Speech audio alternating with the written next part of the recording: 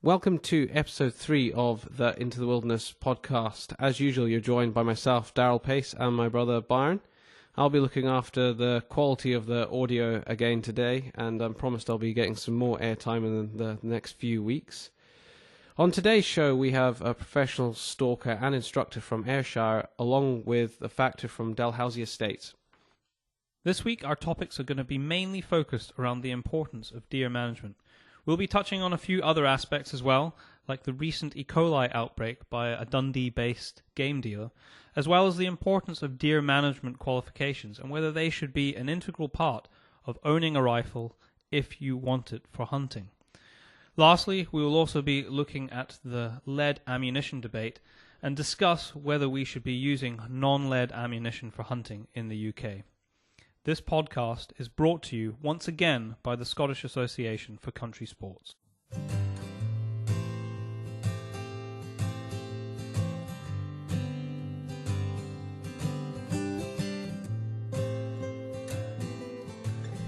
Welcome everybody to part 3 of our Into the Wilderness podcast. This week we've got Chris Dalton joining us over a Skype call over in Ayrshire, and in the studio we have Richard Cook, factor of Dalhousie Estate. We're going to follow a very similar format to what we normally do. We're going to find out who each of our guests are, what they do, how they've got where they are today, and then go through a few questions that I've got for them with regard to various groups that they're part of. Particularly, deer management is going to be a big theme of today's podcast. And then at the end, we've taken some questions from some people over social media who have some questions for our guests. So we'll tackle that at the end. So first of all, if I start off with you, Richard, you're here with us today. Can you tell us what you actually do? I mentioned that you're factor of Dalhousie Estate, but what does that entail? Everyone's heard of a factor, but what does a factor do? Well, it's rather an old-fashioned term. I tend to call myself general manager. As you say, I manage Dalhousie Estates, which is in the east of Scotland and is a mixed agricultural and sporting estate, covering a pretty broad range of sporting, from fishing through deer stalking, low-ground shooting and grouse shooting. My other day job, if you could call it that, or I've got two of them actually, is I'm the chair of the Association of Deer Management Groups and also chair of Lowland Deer Network Scotland, and they are mirror organisations representing the deer sector. The association covers the Red Deer Open Hill Range, which is really the north and west of Scotland in broad terms, and the Lowland Deer Network, which was a much more recent organisation set up in 2011. ADMG was set up in 1992. The Lowland Deer Network covers the south and east of Scotland through the Central Belt and is really primarily roe deer territory, although the other species of deer are to be found in pockets throughout that area too. Oh, yeah, I want to ask you about the two groups, and I know Chris has a certain involvement as well a little bit later on. Can you tell me, how did you get to where you are today? What is your sort of brief life story?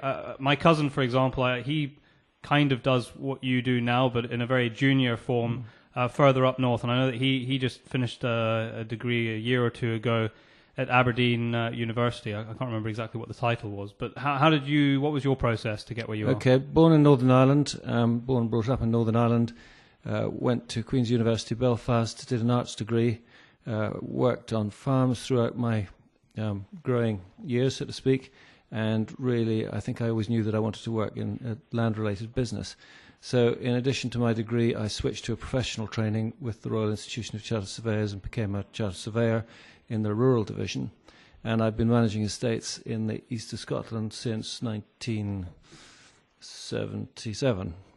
And I've been doing a number of estates in my present job. I've been for over 25 years and like it very much. It's a very fulfilling career, actually. But my other role, my deer-related role, really started in 1979 when I was asked to be the secretary of the East Grampian Deer Management Group. And it became one of the better groups, and I guess there were various people, including ourselves, who were suggesting the industry as a whole needed to get coordinated and organised. So in 1992 we launched the Association of Deer Management Groups with me as its secretary, and which I did for 17 years. And gradually we got all the deer management groups, there are about 45 of them at the moment, into that organisation. Our members are deer groups rather than individuals, but each one of those deer groups contains anything from 5 to 25 estates or landholdings of one sort or another.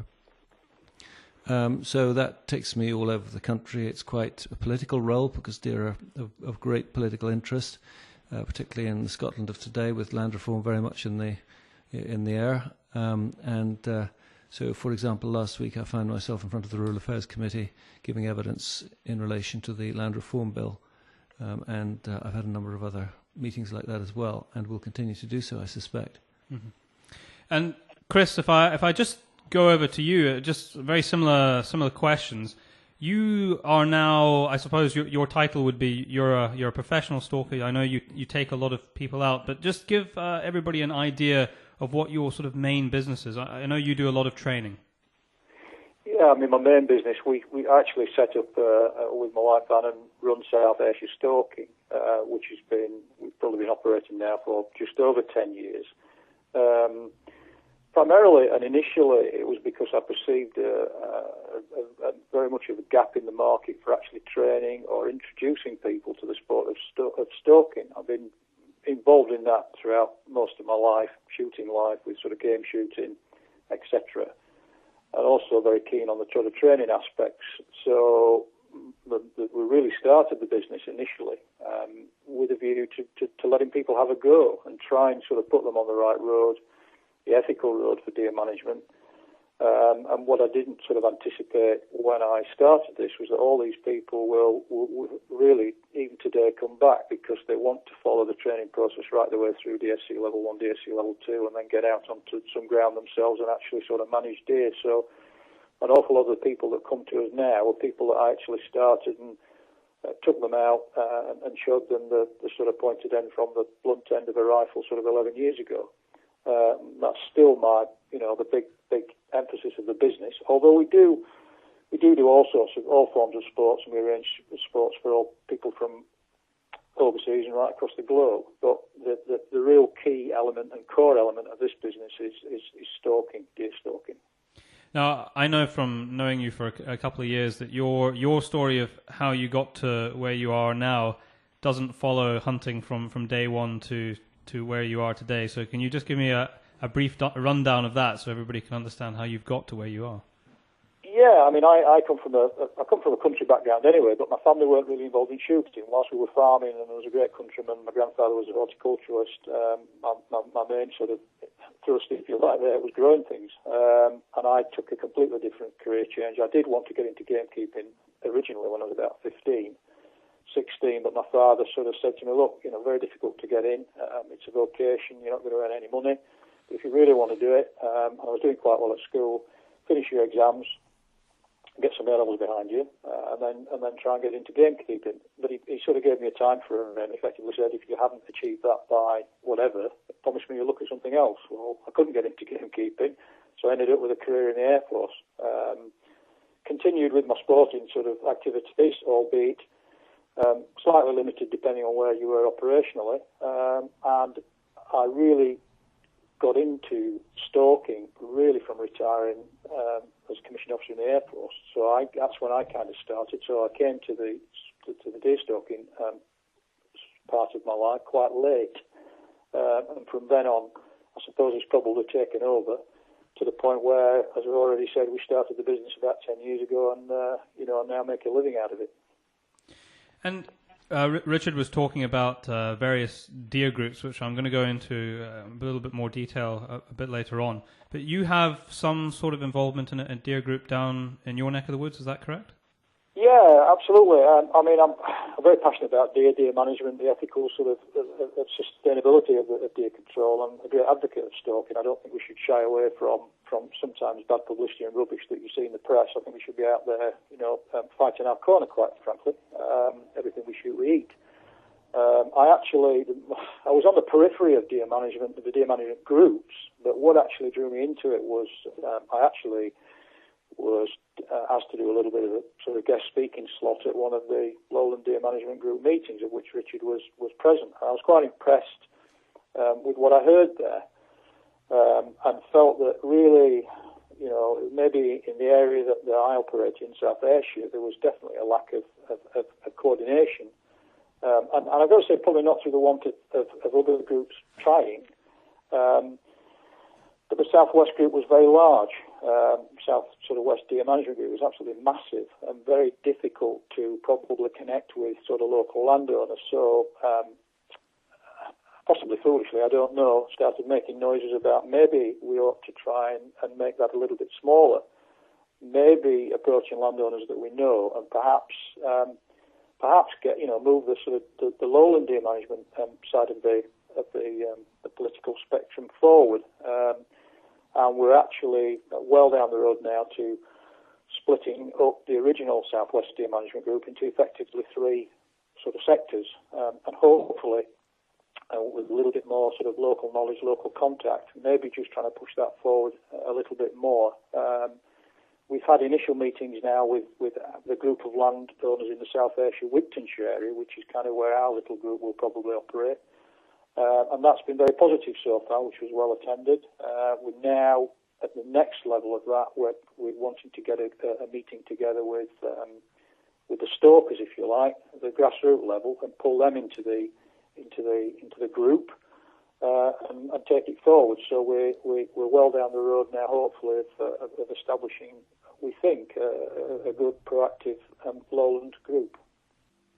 Just to follow on from what Chris has just said, Richard, looking at the lowland deer network in particular, can you just explain exactly what is involved in that, and maybe just reiterate what you were saying before, in terms of, from somebody standing outside these groups, what are they trying to achieve? And is there any kind of public interaction in terms of the benefits of setting up these groups from a management perspective? Well, in answering that question, Byron, I need to compare lowland groups with highland groups, and because they're quite different in character. I mean, the first thing that's different is that highland groups are really focused on red deer management. Red deer are a herding species, and they're managed by all the land holdings over which they range. So the deer management groups are basically geographically identified with a particular deer range. The lowland groups are different because they deal primarily with roe deer, which are territorial, don't go very far afield, family groups, and they can be managed at a much more local level. So the people who are involved in the highland groups tend to be the landowners and land managers on big-scale acreages.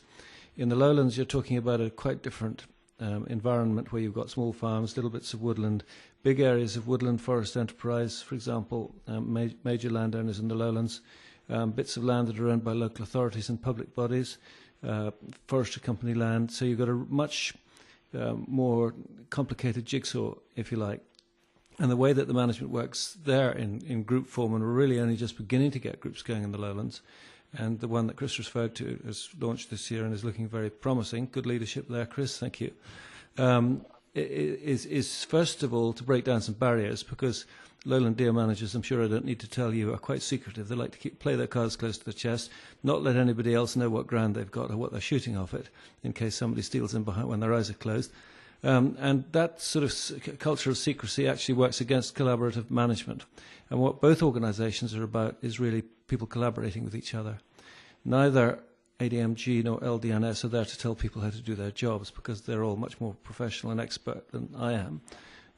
But it's really to add value by getting people to work together. And in the lowlands, I've been immensely impressed by how seriously and professionally individuals who just manage deer on a personal interest basis take their training and their safety and all aspects of professionalism and good practice and welfare, and Chris used the word ethical behaviour. I think it's a very good word to use about people who are conscientious in their deer management. So the lowland thing is just getting off the stocks, in a sense. We've got 10 deer management groups. We actually call them lowland deer groups to distinguish them from deer management groups, because they're different in character, and they don't have complete geographic cover of, the Wigtonshire South Ayrshire group, for example, will have bits of ground managed by members of the group, but there'll be lots of bits that aren't, and the objective will be to fill in the gaps over a period of time, so that everybody who's managing deer in a geographic area, as in a highland group, is really pointing the same way and trying to achieve the same objectives. Chris, if I can take that to you, and can you explain what are the consequences of not having this sort of cohesive network of management in terms of low ground in particular? I mean, I know certainly, where I live, it probably still in some places, in some places it's really well joined together. In other pockets, it's less so well joined together, where maybe one person who has the stalking on a few farms doesn't speak to the guy next door who's stalking. And obviously, as you know, with roe deer, there's always going to be a crossover. So you really should be talking to your neighbours and making sure that what you're doing is in the kind of greater good of the whole area, which I guess is one of the purposes of these groups. But what are the consequences of not doing this? I think the consequences, I mean, deer can be demonised a little bit, and that's what I don't like. And the consequences of this lack of sort of communication and coordination that we're all trying to achieve would sort of not be helpful. I mean, there's quite a lot of there's a political agenda at the moment with regard to a lot of the forestation and planting schemes which need to go ahead in Scotland, and trees need to get away on these planting schemes. There's a lot of money being pumped into it. So we need to get our act together and be speaking to each other to coordinate a response. We need to try and fill in the gaps where we've got absolutely very little information about what's going on in terms of deer management, and try and pull those people into the equation, and also try to avoid areas where we get deer coming into conflict with the public, these peri-urban sort of environments where, you know, Mrs. Smith's roses have been eaten and all the rest of it, which is a fairly minor end of the spectrum, to people being killed on the road with, you know, RTAs where the population of deer is too high. So the consequence of not trying to do something is possibly some political sticks making us do it. So we'd rather do it before we're pushed, and just really try and avoid as much as possible a lot of the bad press that deer seems to get, which in many cases is probably our fault, not their fault. Yeah, I would say in recent years, I think there's definitely been a move in certain areas by certain organisations to really treat deer more as a pest than a game species. I mean, what's your take on that, Chris? Yeah, I think you're right, and you know, it wasn't so long ago where roe deer in this area were treated as a pest, and it's probably the military influence coming back from Europe that recognised that deer were potentially a sporting species, and it's not long ago where deer were sort of driven and shot with shotguns and all the rest of it, which is clearly not acceptable for any sort of humane, method of control. We then get sort of the influence, and as Richard already said, some very, very good, committed, the vast majority of people I come across, you know, very committed, ethical stalkers. Everything they shoot is eaten. They're very careful about how deer are treated and handled and go into the food chain. All this work's being done, and then we start to see possibly deer numbers in certain areas above acceptable levels, and then we perhaps end up with a situation where we're going backwards, and individuals, farmers, shall we say, perhaps through no fault of their own, having to take matters into their own hands, and deer really not being treated as a really legitimate, quarry species. So we need to have that effective method of control by qualified, experienced people, so we don't end up going backwards, because it will be very easy to go backwards. Richard, there's definitely a distinction to be made between the hunting that is done for, and I hate using this word really, sport if you like, or hunting for client purposes, a client being taken out, an exchange of money so that he can have a hunting experience, and the culling of deer, which is part of a management plan. Like Chris says, maybe there's a higher density in an area where there's been a lot of road traffic accidents, and they know that numbers need to be reduced in that area, or in upland areas they have a management cull plan, so they know they need to reduce numbers for the following year, taking into account birth rates. How do you achieve that balance? Because obviously there is always going to be a little bit of a clash between sporting concern and management for tree damage, RTAs, etc., etc. Yeah, you're quite right, Byron. There is this major divide which affects deer management wherever you find it, about the different management objectives. For some deer managers, deer are an opportunity and sporting use is one of them, and for others it's a threat because they're trying to do something different. And the two organisations I represent are about representing all deer managers, whatever their management objectives. So we often find ourselves in the sort of mediation role.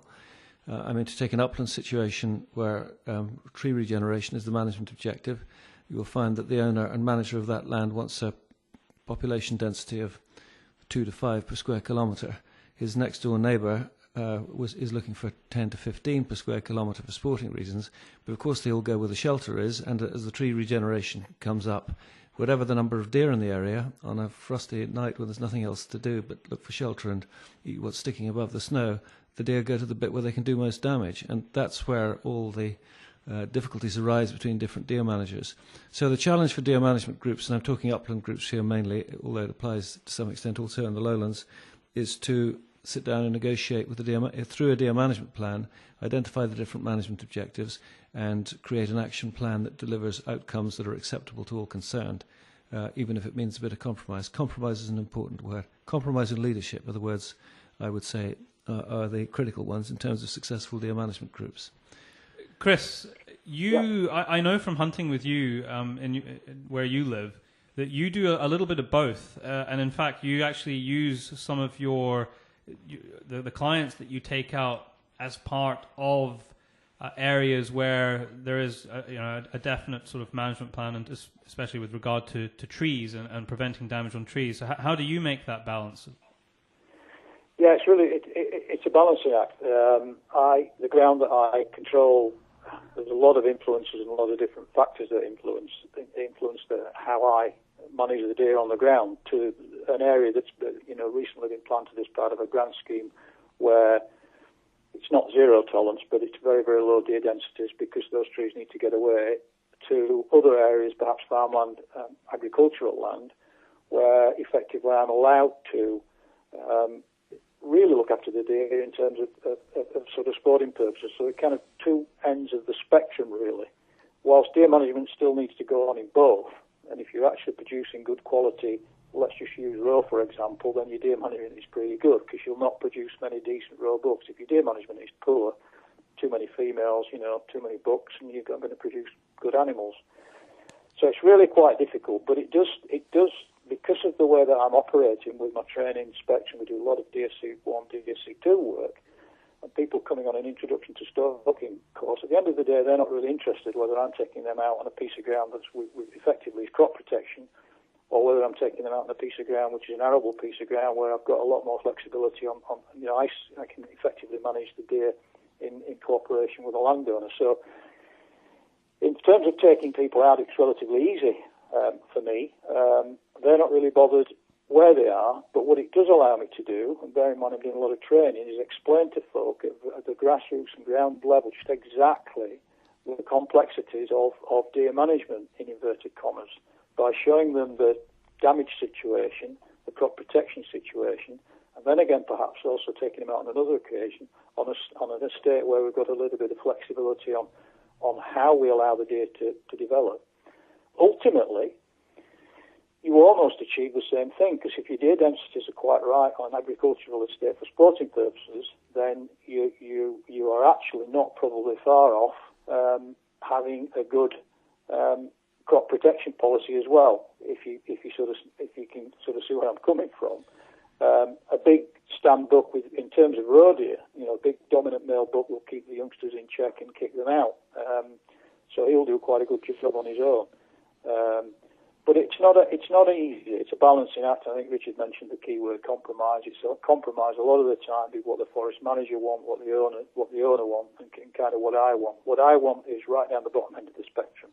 We have a job to do. So yet again, this is kind of really shows you the challenges that the lowland deer groups are perhaps the wrong term, but the lowland teams, if you like, that's the challenge that they face. Just to pick you up on something that you were talking about there, which we actually touched on, I think, in the very first podcast that we did, is the idea of management for trophy hunting. Now, you just explained that there's certainly there's a crossover there, because by managing it for the greatest purposes of achievable and acceptable densities on farmland, for crop damage, for tree damage, you are in turn culling animals in a way that achieves that at the same time as you are producing really good heads. Can you just explain to somebody from the outside why management for big trophy heads, which there are obviously people who want to shoot big trophy heads, isn't just purely for producing that animal and the trophy on the wall, and why that actually has a greater benefit to the species? Yeah, it does. It is a misconception. I have this conversation an awful lot. And to basically, most folk that are not involved in deer, and even a lot of stokers actually, think that by leaving lots and lots of females on the ground, it doesn't matter what species, that will produce lots and lots of males, and that will produce lots and lots of deer with big things on the top of their head. And you couldn't be further from the truth, because the opposite will actually happen. If you have too high a density of males, there's too much competition, etc., etc., etc., and you will not produce quality animals. Now, if you are producing quality animals, then your deer density has got to be good. Notwithstanding the odd animal wandering in off somebody else's ground, perhaps where the density is good, but if we're looking at a large area, to produce quality animals on your ground, you have a good density commensurate with that particular species. You've got a good relationship and a good ratio between females and males. So if we were managing an estate purely for sporting purposes, we would control the females very, very carefully. We don't want too many, and we would hit very hard the young males from that year's retention. Those are the ones that will do most damage. Those are the ones that are least likely to survive a hard winter if there's too much pressure on them. So by an effective sort of management process on an estate, and if that estate is producing quality animals, it doesn't matter what species you're talking about here, Chinese wall-eyed deer, fallow, red, anything. If your density is right and you're producing quality animals, then you're actually managing your deer very well.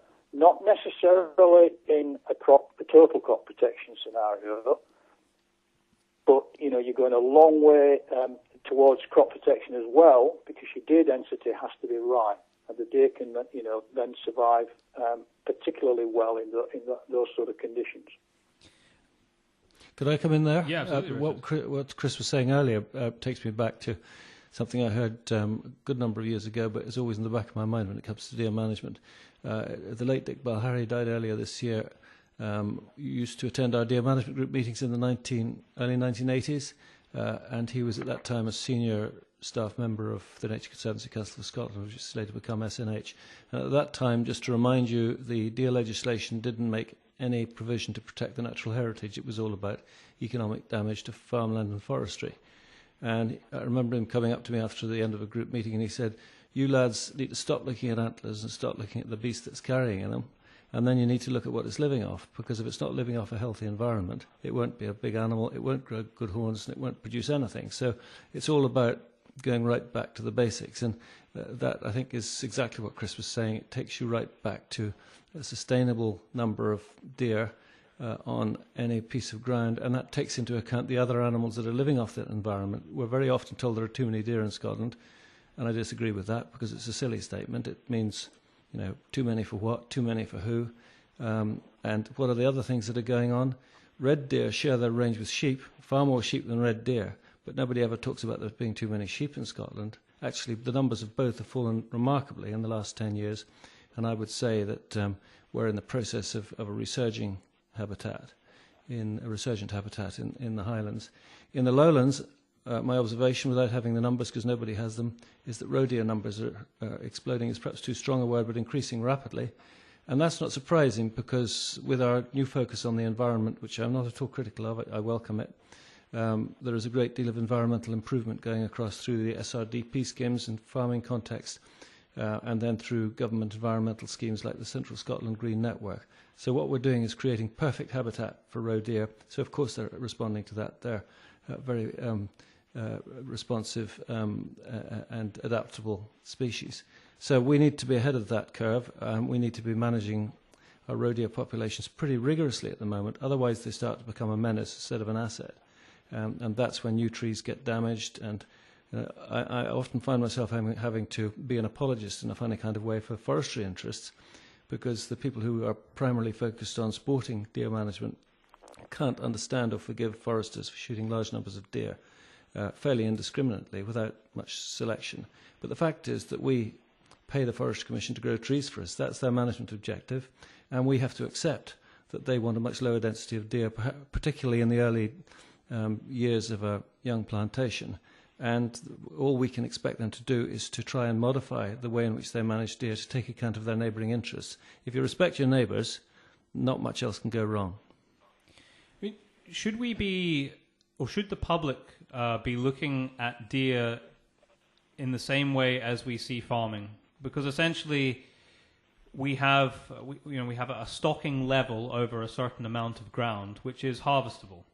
And it's harvestable over the long term if it's done right, and it's a great food source. In fact, that'll go on to a question I'm going to ask a little bit later on. But how do you go about explaining to the public the importance of keeping deer? Because I know that we've kind of touched on it a little bit about them maybe being seen as a pest, and there's certain communities in certain parts of Scotland who would quite honestly be happy if the deer were wiped out. So how do you tackle that?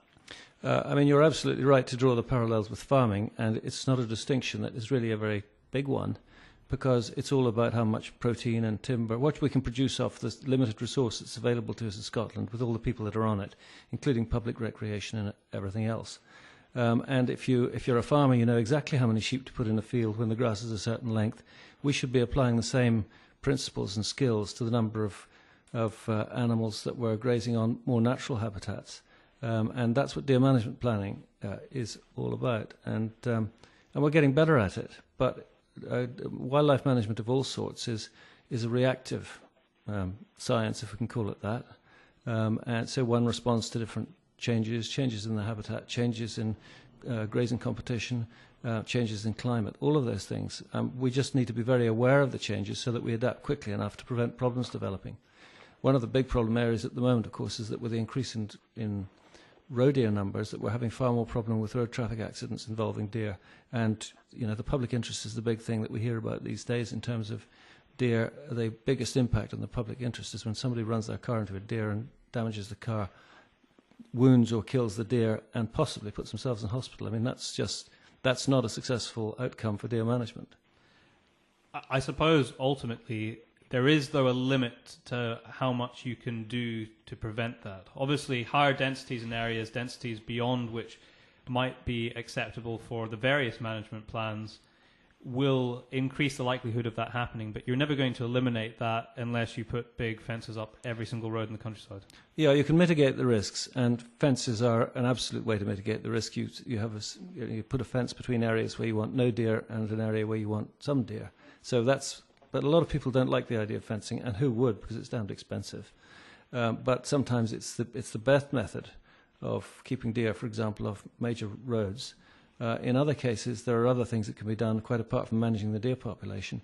One is to get the Highways Authority to understand that the grass seed mixes they put along new roads are very often attract the deer onto them, and then they fertilise them and lime them, and don't understand why that's the only place the deer want to be, and standing in the middle of the road at night waiting to get in the way of a passing vehicle. So we haven't joined all the dots yet, but we're learning about it and making progress. Another thing that they do, of course, is salt the roads, and the deer like to come to the roads and lick the salt, so there you are again. Muddled thinking. And that's what, if I may say so, I know I'm banging on a bit now, Warren, but that's what the two organisations I represent are about. It's about joining up the dots, collaboration with all the interests so that they understand and work together instead of pulling in the opposite direction. Yeah, I mean, it obviously makes perfect sense, that.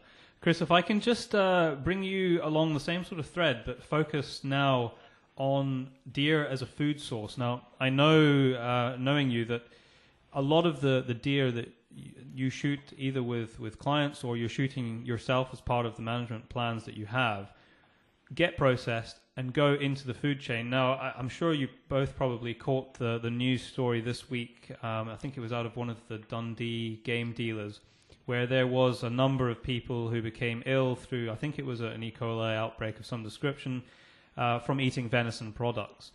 I mean, Chris, what is your...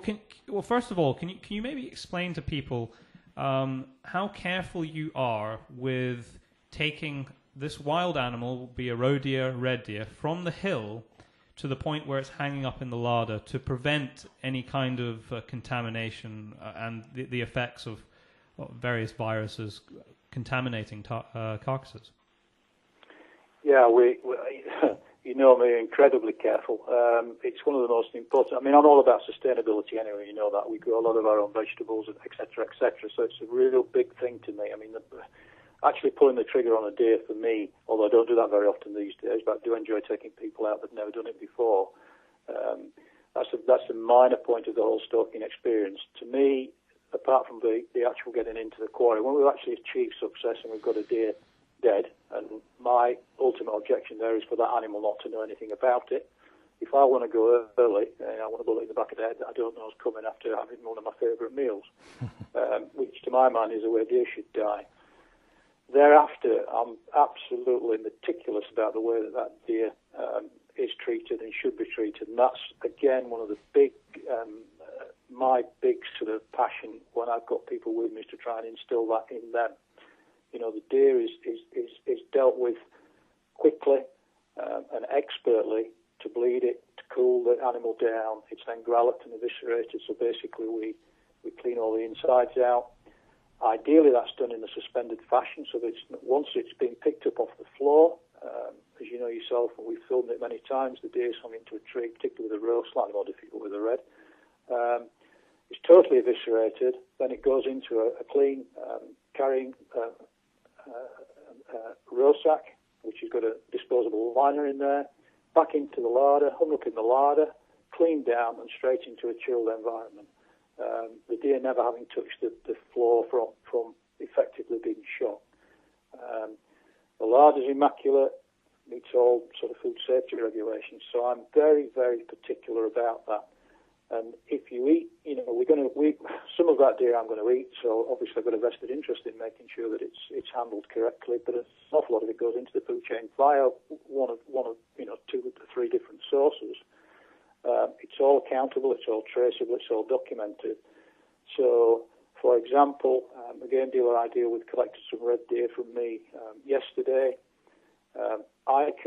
Should there be any sort of problem with that deer, I can tell the sort of Food Standards Authority, the environmental folk, exactly where it was shot, when it was shot, whether there was any problems with it. We do a full examination of the carcass and the offal to veterinary standard, and we're qualified to do that as DSC Level 2.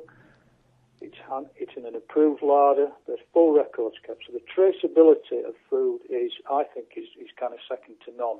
And this is really the big thing that I think we need to be banging on about, because a lot of folk don't realise, how a deer is treated after it's been shot until you actually sit down and talk to them. And also we've got a good opportunity to do that at the moment, because I don't think you can. There's a real emphasis on food programs on the television these days. Venison features very highly on that, almost without exception these days, on any program that you watch. So there's a lot of public interest in eating deer, and I think on the back of that, if we can get the message across just how that thing gets to the table, then I think we're well on the way to raising the sort of public opinion, if you like, about stalking. Yeah, Richard, I mean, the one thing that I always notice when I walk into a supermarket is the limited number of game of any description. I mean, you do tend to find venison there, but it's not in any great quantity. What can we do to address that? Because, I mean, my personal view is if we could address that more, so it becomes more acceptable as a meal on the plate for your average family, then it's good all round, because it helps raise the profile of deer as a species that has a greater benefit beyond your sort of stalking purposes, and by virtue of that eventually feeds back and provides more money to manage these areas. Yeah, good point. I mean, you have to remember, Byron, we're in a micro industry in meat production terms.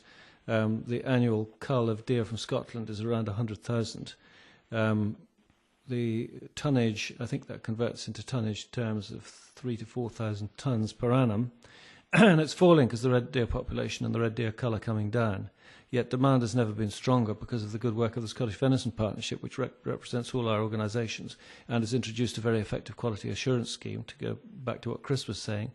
But we still import from other sources, mostly New Zealand, farmed venison, out of season, and we import about 1,000 tonnes of venison a year. We export about 1,000 tonnes of venison a year, and that's mostly the stag cull, for which there isn't much taste in the English-British palate, but there is quite a lot of taste in some European nations.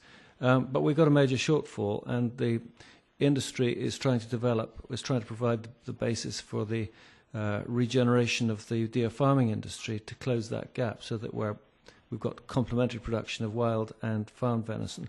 Because, as you rightly say, the demand is there. It's being promoted all the time on television and in the other media. It's a great success story.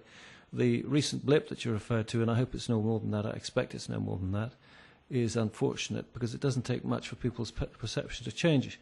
But I know the game dealer concerned, and the premises which I've been in several times, is second to none in terms of hygiene standards. I know that it's been gone over with the finest of tooth combs by the Food Standards Scotland since the incident took place, and that they find no evidence of any sort linking anything produced from there in terms of the bug count with what happened. Having said that, obviously venison did come from there. That is common to at least some of those recent cases, but it was a small number. They were all shelf life dated, and which have passed. And I think we can hopefully write that down to experience. So you don't think that there is more demand than we can actually produce in this country? There is more demand than we can produce. And are people sourcing this maybe from local sources then? Because it's not like there's vast numbers in the big supermarkets. It's strange. As I said, the overall quantities are very small in terms of beef and lamb and chicken and that sort of thing. But even if you had it all in one supermarket, you still wouldn't fill very many shelves. So there just isn't much of it. It's also perceived as a niche product, which is not a bad thing because it supports a price that provides a reasonable return to producers, albeit not many of them make it much money. And the processors also need to make a living, otherwise the industry doesn't function properly. But venison industry is quite strange because it's partly cottage industry. There is a trade for local butchers, local hotels, and the game meat regulation allows for that, small quantities produced locally. And then there's the mainstream bit, which goes to the big dealers and is then sold to the multiple retailers. So you kind of got those two tracks. If you know where to look and your butcher is reasonably educated, and the Venison Partnership has been running courses for butchers over the last few years, then you can certainly get venison. So just as a final point on this topic, is it the case then that we should, as well as looking along the farming route of deer, which is massive in New Zealand, should we be doing more with our wild, the wild stock that we have? Is it the case that in certain areas we actually need to increase the densities to be able to provide this demand? It seems madness if we could do that. If that is possible, why we should import meat from the other side of the world? I don't think that's ever going to change, but you are quite right, and particularly where sheep have come off or cattle have come off a hill farm, there must be opportunities for adjacent deer populations having access to that ground to be enclosed and farmed rather than managed as a wild species. And I do think there are some opportunities there. But broadly speaking, I don't think there's, because of the relative poverty of the land, I don't think there's much potential for increasing deer density to increase venison production. But you do make a perfectly fair point, is that the media and political presumption is that there are always too many deer and there need to be less. Actually, there are a lot of areas that I'm familiar with where the deer numbers have come down so much that there's a very strong case actually of having more deer, because grazing is a part of managing the habitat. It's a vital management tool, and they are part of our biodiversity. Just going to change the subject. I think we've pretty well covered that. I think there's been some really interesting points come out of that, some of which I actually wasn't 100% aware of, so that's been great. Richard, right at the start, you mentioned land reform and basically saying that it will affect or could affect the way that management of deer, especially in upland areas, goes about. Chris, to bring you in on this, I mean, what's your take on the potential effects of land reform on that? Well, I think that it happens to a degree already, if you like, with estates that, through death duties and things, and you found that estates have actually been broken up. And therefore, we get back to this problem of coordinated deer management. Land reform is going to probably, the net result is going to be exactly the same thing. You're going to actually end up splitting estates up, whether it be lowland or highland, into smaller pockets and parcels, and then it's going to be incredibly difficult to coordinate deer management. So you are immediately going to create a problem, the problem that we're actually trying to address and do something about now. And this is probably one of the large differences between deer species apart. Upland deer management, in some respects, is easier because you might have, several estates which will cover 300,000-400,000 acres. If I look at 20,000 acres down in this part of the country, we're probably looking at as many as 1,000 or 1,000 plus different landowners. So I think land reform could easily end up just fragmenting the ownership of land by definition, and therefore creating a problem with, from a deer perspective, coordinated deer management. Richard, is the potential for land reform going to undo a lot of the good work that we've spent the last half an hour talking about? Well, Chris is absolutely right in saying that further fragmentation, and the lowlands are a good example of what could happen if the much less productive big holdings in the highlands were broken up. It makes the coordinated management much more difficult, particularly when you also get a much broader range of objectives. And if you look at Ireland, where land reform took place 100 years ago, the average holding size throughout Ireland is under 100 acres. And there isn't much room for nature because all the lands are farmed and are worked very hard. The land reform bill, as we're looking at it at the moment, has got two measures in it which particularly relate to deer. One is about giving SNH a bit more power to intervene when things aren't going right. And I don't think I've got a problem with that, because our organisations are here to support the people who are trying hard, not the people who aren't. And if there are people who are holding others back, then let the SNH do its worst. It's never had to do it because it's quite careful at persuading people. But if more powers are needed to achieve that, I don't have a problem. The other thing, perhaps more importantly, is a very political intention to reintroduce sporting rates for shooting and stalking. And it's strange that the government have chosen to do this, although they're leaving the relief from rates in place, exemption from rates in place for farming and forestry, which are also primary industries using natural resources. The effect of that will be potentially to act as a disincentive to investment in deer management.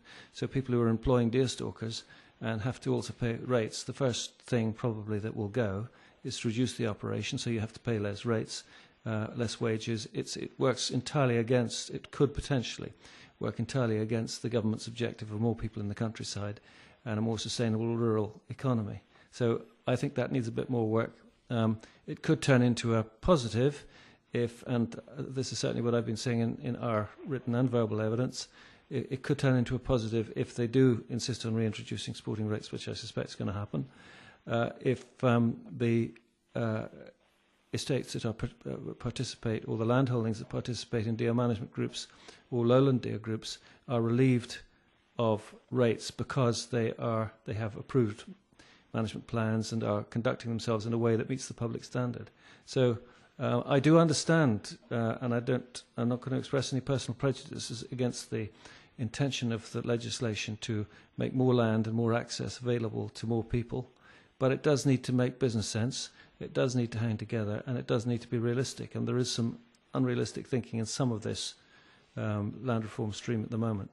I mean, certainly from my perspective, and I don't know as much about it as you do, the idea of incentivizing good practice, like you've just suggested, seems like perfect sense to me, and I think that would benefit the local communities as well as the estates. And just as a final note on the land reform, because I'm sure we're going to pick up this in future podcasts as time goes on. Chris, this is very much your day-to-day business. I mean, it's not easy making a living out of what you do. If you're suddenly hit by a lot of extra rates and taxes. I mean, I know you can't work out the numbers right now off the top of your head, but how's that going to affect your business, and maybe try and project that onto some local estates that you know in terms of the business that they operate on a day-to-day basis? Potentially devastating, really. It's got a knock-on effect to everybody. In the recreational stock, there's going to be an increase in the sort of leases that they're paying, and it's just yet another pressure, I think, that everyone can do without. I can't really see anything really positive to say about the potential land reform, although I am not an expert on it and I haven't read into it in any great depth anywhere near sort of to Richard's level. But just from my perspective, and I don't know the figures involved, but you start putting a considerable percentage increase in costs, then obviously you've got to recover that. So that means you putting your rates up, and then there's a knock-on effect, a downturn, in business coming in. That's got a knock-on effect within the local community. So I think the whole thing hasn't really, to my mind, been thought through, and it seems to be absolutely crazy. And I really don't have anything particularly good to say about it at all. Well, I think we know your feelings on that then. I think we'll draw a close on that. I've got two more topics that I want to discuss before just briefly going over a couple of questions that have come in from listeners. Now, the next topic, which is completely off topic, if you like, from what we've been talking about, is the idea of when is hunting not hunting. And I'm referring specifically to this, and I'm actually going to come to you first, Chris, on this, is if you look at a lot of YouTube videos from, the Americans are particularly guilty of this, if I can say that, of shooting animals and game at very long ranges, 4,000-5,000 meters, even a mile. And, they make videos of that. Everyone's very happy that they've done it. There's high fives and slapping on the back. Now, the question is that hunting? And where do you draw the line between shooting and hunting, and is what goes on, ethical? At what range is not ethical? Maybe you can shed some light on that, Chris, and your thoughts. Yeah, well, clearly, I don't think it is hunting.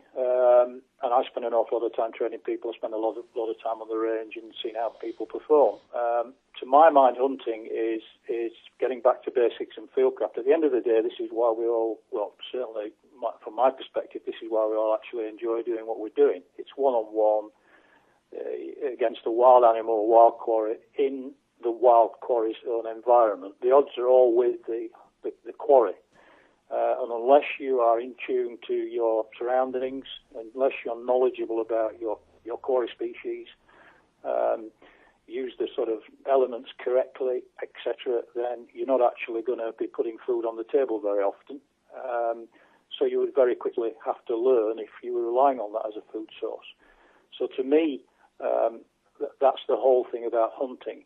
When we talk about distances, again, a lot of that's down to the individual. One reason why any time our crew flying out with me, the first thing we do before we set out and sort of chase after anything is we go onto the range and we check the client's ability. We check his equipment, his rifle, to make sure everything's shooting straight.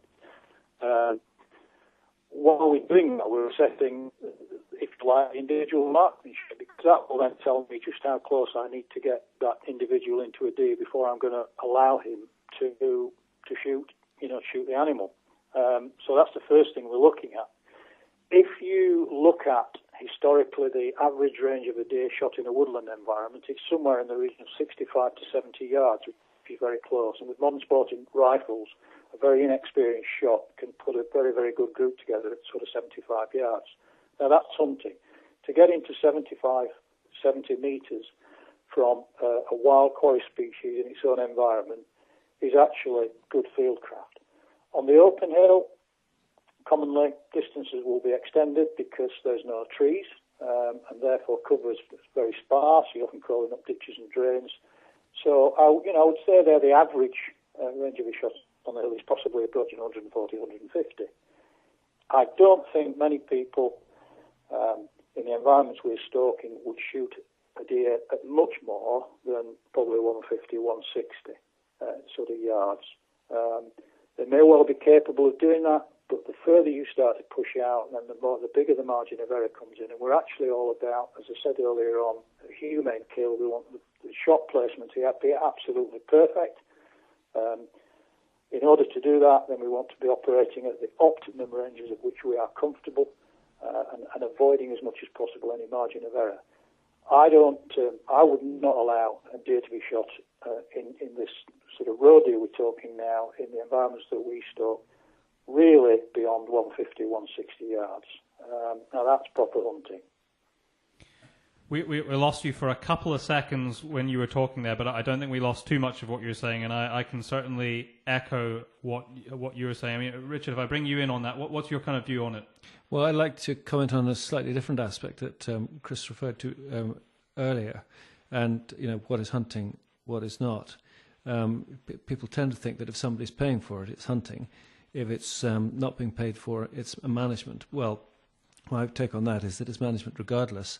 The fact that somebody is prepared to pay for it and do it probably either on the basis of their own developed skills or accompanied by somebody who's got those skills themselves and can make the judgments that mean that best practice is achieved in terms of welfare and all those sorts of things. It's all management. And the fact you can generate an income helps to pay for the management. So I really think it's a false distinction. But going back to the rates point, if we go back to when sporting rates were payable before up till the mid-1990s, the assessors always looked very hard at whether the deer were being controlled by somebody who was employed to control them, or whether they were being culled by a guest or paying guest or whatever. And as I say, it's a false distinction. It's all management, and it's all important, and it all needs to be under the supervision or done by somebody who does it to the highest standards and knows what they're capable of, can assess the conditions, and take a safe shot that has the desired effect. Yeah, no, and I wholeheartedly agree with everything that's been said there. I think that there is a dangerous culture growing of people. It's almost become a bit of a competition, and you see this particularly online in social networking forums, where it's become a competition of, I've shot something further than you, and I find it utterly ridiculous. And some of the things that I see people write down and show pictures of, I find quite honestly disgusting. One, that they're doing it in the first place, and two, that they feel the need to show the rest of the world how big they are by having done it. 400-meter neck shots. I mean, the shot placement is a whole other discussion, which I'll deal with in another podcast. But I think it is a very dangerous trend, and I'm sure you've seen this, Chris. I know that you've got a presence with your own business on Facebook, and you probably see in the various groups people very keen to tell other, and I'm now using the term hunters loosely because I don't really class that as hunting, but other hunters, just what they've achieved, and most of it has to do with distance, and I think that's a spillover from the American culture, but I don't think it's something that we should be encouraging. Just one final point, Byron, if I could make it, is that we're very often told in Scotland by the people who are critical of the way that deer are managed under the voluntary principle that other countries do it better. And there's reference to the German system, which is much more prescriptive. But let's not forget that within that culture, you have a lot of people who shoot moving game. And you also have the people who specialise in using crossbows. Let's not mention Cecil the lion. So all of that is about the gratification of the individual. It's not about the clean cull of an animal that needs to be removed. So I'm agreeing with you, but let's not just think that because we do it in a certain way, it's either better or worse than other people's systems. Yeah. So, Chris, were you gonna add something to that?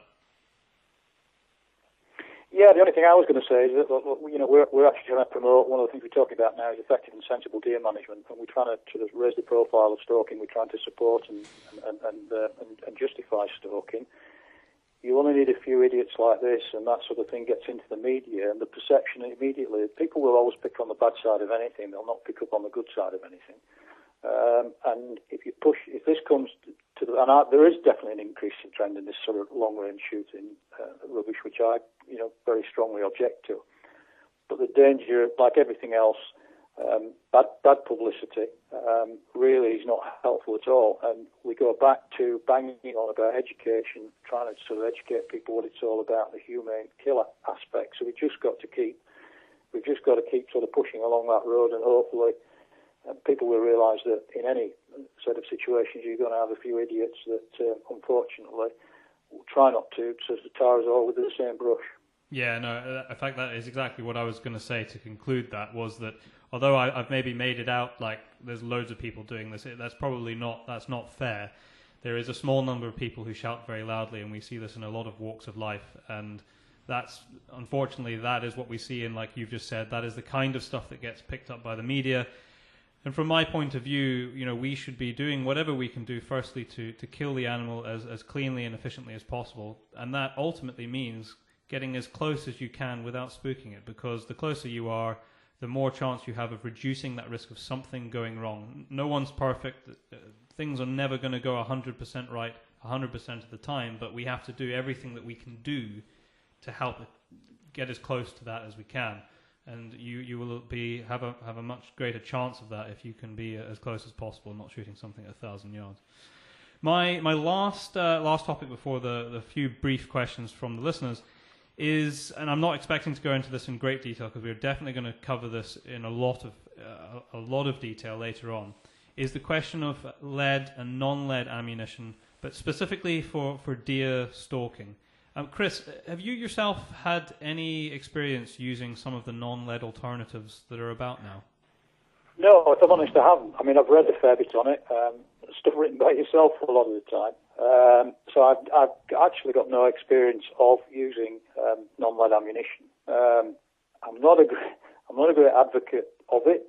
I personally don't see the need. I deal with hundreds of carcasses, which sort of train and teach people butchery. It's always quality of the meat that's of paramount importance, which we've mentioned a number of times already. Any bullet damage within a deer is immediately obvious when you skin the deer off. That is all cut out and removed, and any venison that goes into the food chain thereafter is completely clean. It is absolutely crystal clear and obvious when you look at a carcass where the damage is, and therefore if there's any sort of fragmentation of bullet, etc., within that carcass, it is cut away and disposed of. So for me, and I eat a lot of deer, and my guests eat a lot of deer because we run a bed and breakfast, as you know, I'm absolutely 100% certain that there is nothing getting in there that shouldn't be in there because it's all removed. I'm afraid it's going to come. It's definitely going to come. It's going to come in, and it's something that we're going to have to get used to. But as of yet, which is probably something I need to start looking at fairly quickly from the business point of view, and sort of playing around and practicing with some of the alternatives to lead. As you probably appreciate, I don't really see the need why we should be doing it, if I'm honest, but there we go. I think it's going to come. It's going to come fairly soon. Richard, is there a need to move away from lead ammunition? Is there actually, the perception is that there's a problem with it. I mean, that's, when you read the little snippets in the papers and, online, the perception is that we're moving away from it because there is a problem with it. And I noted, actually in the blurb from a German manufacturer who is now making non-lead ammunition, they described their non-lead ammunition as food safe, and I'm quoting now. Food safe was the phrase that they used. To me, that basically says that anything that has lead in it is now not food safe. Well, I don't have the technical knowledge that you do or that Chris does. But as a jack of all trades, master of none, there is widespread concern, rightly or wrongly, about lead in the environment, and that includes the use of lead ammunition, both shotgun and rifle bullets. The dangers can be mitigated by careful handling, such as Chris has just described. I think he's right, it is going to come. I know that Forest Enterprise have been using non-lead bullets for some considerable time, and what they tell me is that they perform every bit as well as the lead ammunition they used before, that the costs are coming together, so to speak, so that the cost penalty for using non-lead is gradually vanishing. And once that happens and larger quantities are sold and the prices are at a parity point, then I guess it'll become, 10 years from now we'll probably all be using non-lead ammunition. But the first concern is that it is comparative in every way, including financially, because bullets are a big cost. Yeah, no, it's an interesting question, which I think could run and run. My biggest concern over it is the lobbying groups that are pushing governments around the world to go away from lead ammunition. Is the incentive actually anything to do with lead, and is it more to do with making more restrictions towards hunting? I think there are some people who would agree with that and some people who certainly wouldn't, but I think we'll pick that up at another time. So we're pretty much getting to the end now. We were fortunate enough to have a couple of people come in with questions for both of you. So we've selected one or two of them. We've got a question here from Mark Horsfall, which I think really is directed towards Chris, and he's asking Chris, the DMQ qualifications at level 1 and level 2, are they good for industry, and should it be made a legal requirement? Now, I think he's referring to, should it be made a legal requirement that you have both of these for you to go and hunt deer? I'm never a great fan of legislation saying, you must have, unless that can be justified. I mean, I'm a great advocate of the DMQ system. I mean, we can all knock courses and training and qualifications, but at the end of the day, we've got a pretty good one in this country. So much so that I do have a lot of people coming from abroad to actually take our qualification, which I think is a big sort of plus and feather in DMQ's cap. In essence, we're almost there already, because I do a lot of referrals for people who are getting into the sport, and one of the things most police forces will require now before they issue the illegal rifle is DMQ1. Not exclusive, but almost in all cases they'll require it for an initial grant, and that's probably not a bad thing. DMQ2 is required a lot more now, particularly for people wanting to take leases on. Forestry Commission, for example, if you're going to store Forestry Commission land, then you have to have DMQ2 minimum before you actually get on there. So it's actually coming in through the back door. Unless you're fortunate enough to have shooting on private land, and there's increasingly less of that available, where that would perhaps be the only land these days that you would not require a DSC level 1 to actually to store at the ground. Most of it's sort of commercially owned and commercially managed, in which case DMQ1 is going to be the very minimum. So if you accept what I've said about the police with the requirements for an FAC and also the lease requirements to actually take a bit of ground to store it yourself, then we are almost at a point where those qualifications are required. If I'm honest, I think that's probably enough. I don't really see the need for someone in government to pass a law that says, thou shalt not stalk a deer unless you have got DSC level 1. There are occasions, I think, when people can actually put a case for having the need to have a deer legal rifle to protect a crop, for example, a farmer, and to ask him to go and do a DSC level 1 before he can shoot deer on his own land, I think starts to sort of rankle a little bit with a lot of folk. So I think probably what's evolving at the moment is probably okay, because I would suggest to you that a vast majority of people are, for the reasons I've mentioned, getting qualified for level 1 and level 2. I mean, Richard, do you have anything to add to that? I think DSC level 1 is very basic. But it does mean that somebody who wants to, is inclined to want to go and shoot a deer or something else with a big rifle, is enough interest to find out about it and learn a bit about it, even if there isn't much of a practical aspect to it. And I know that the professionals think that it's such a low level, such a low threshold, that it's not really enough. Nonetheless, in Scotland, we have decided in the sector that for the purposes of defining competence, in inverted commas, that DSC level 1 is the minimum standard for that. And certainly if you want to be on the SNH register of competence so that you can be, you can qualify to get an authorization, for example, for out-of-season or night shooting, then they expect you to be qualified to DSC level 2. I think people's interest, and as I said earlier, I'm really impressed, particularly in the Lowlands, with how seriously people take their qualifications. It's all to be encouraged that people want to get better at what they do and continue to take an interest.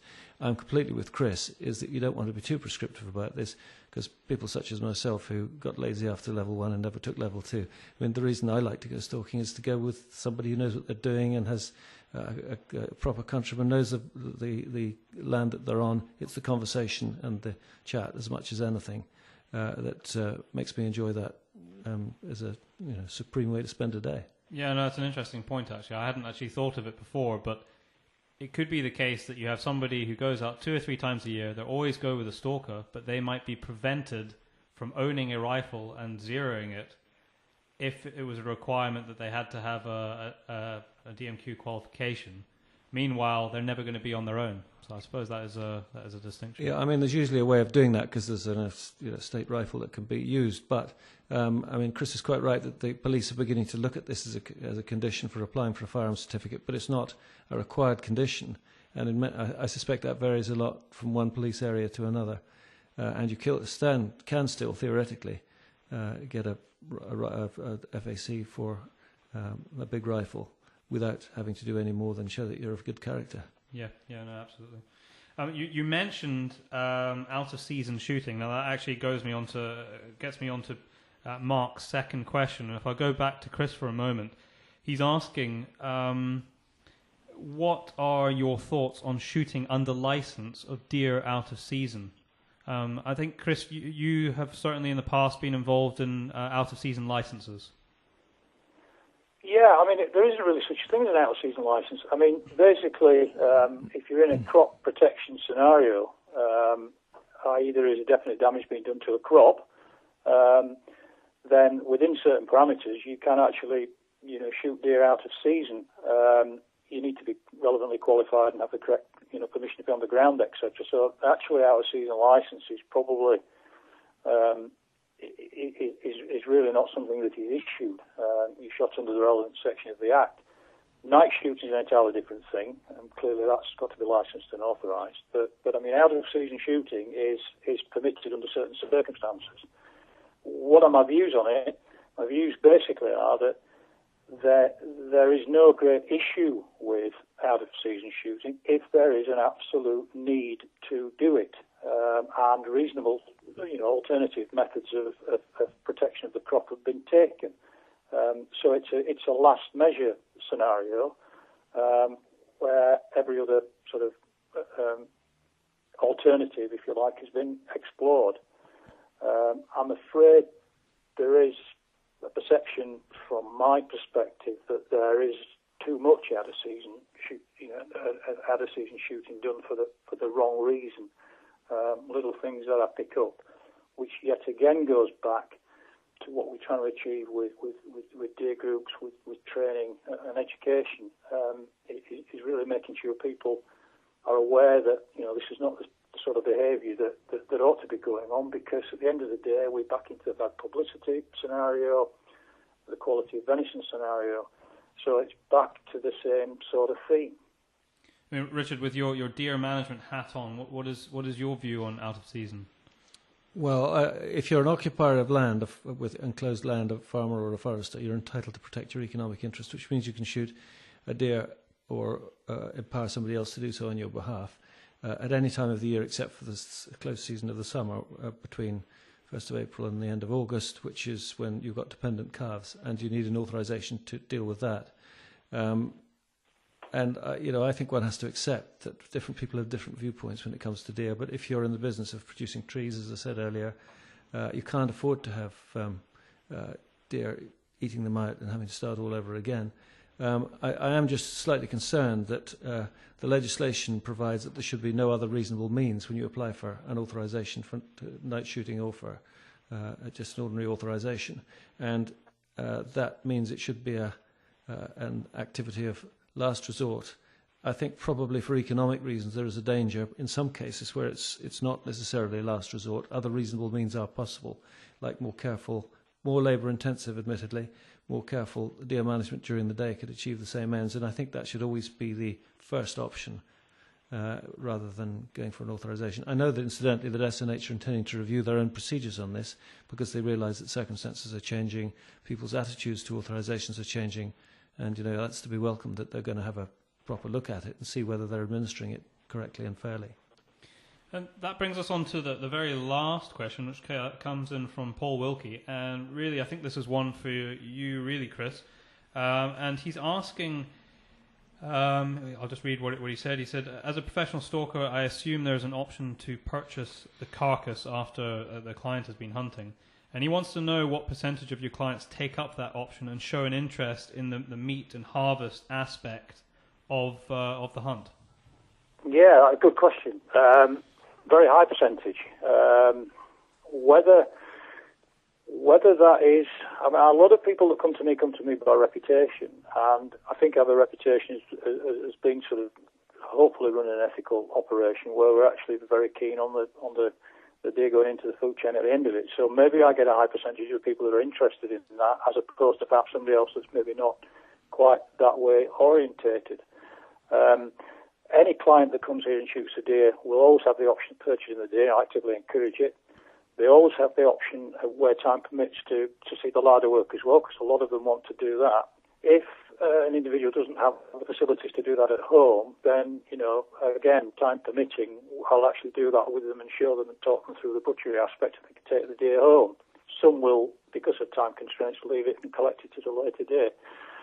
In terms of sort of percentages, I will probably say that well over the 50% of the clients are, in one form or another, wanting to take carcass meat, part of carcass, home with them. So it's actually, interestingly, a really high percentage.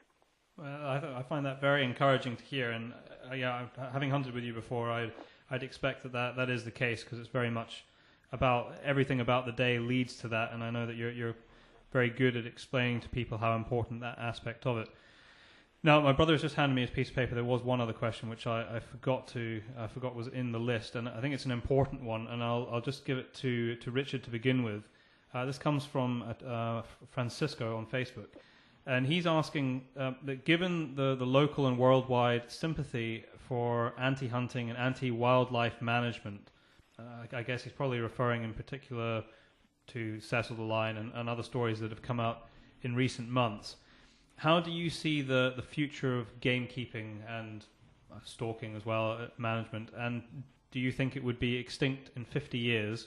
And his last part of this question is, depending on your answer for that, is would you encourage future generations and your children, grandchildren, to take up a job in that industry with that risk?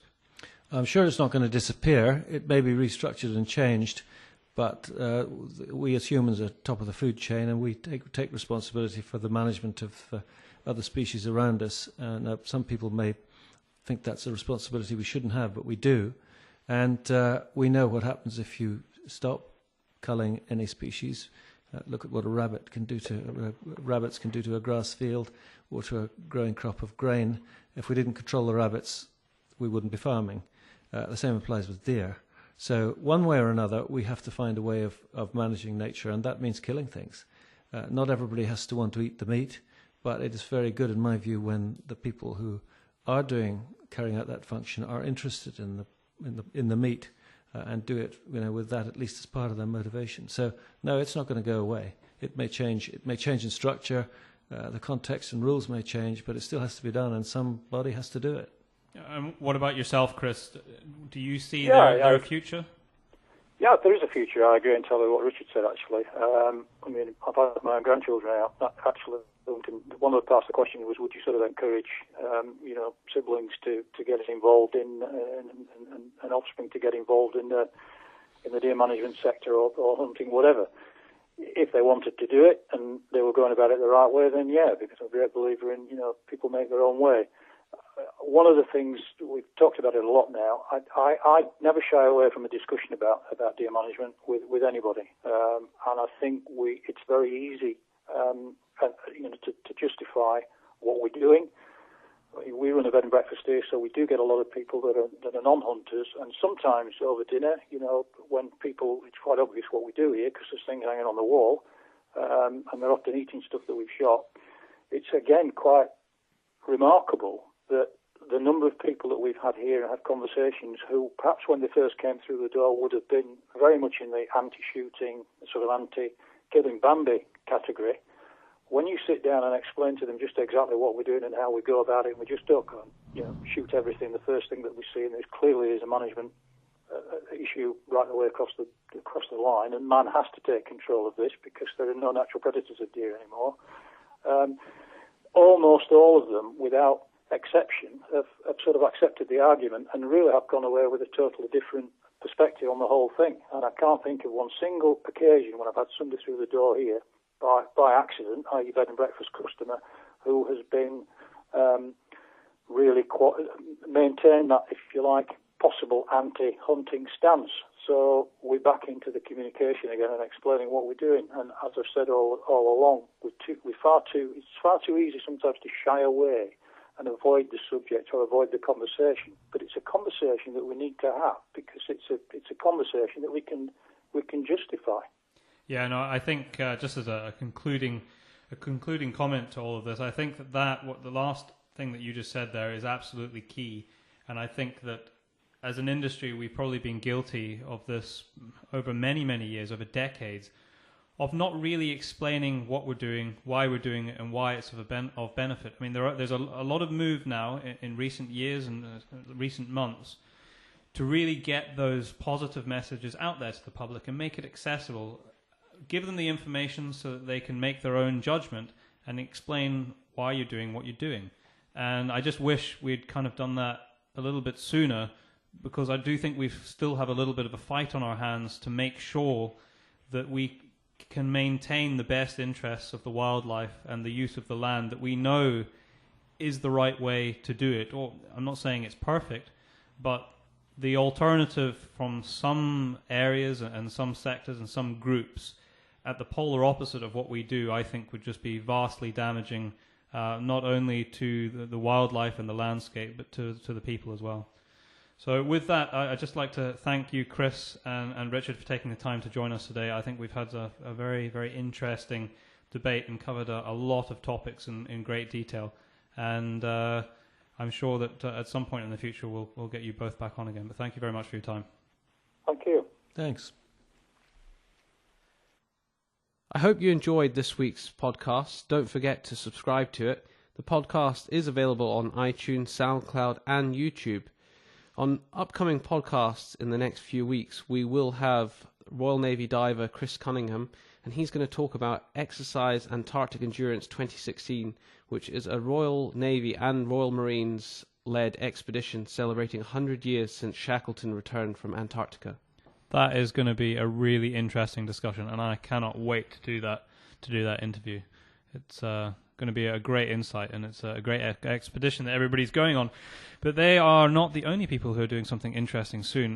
Myself and my brother are also about to embark on filming the first episode of our Into the Wilderness series. For those of you who didn't know, it's not just the podcast that is called Into the Wilderness. We are about to launch our own YouTube-based television series, mini feature film episodes.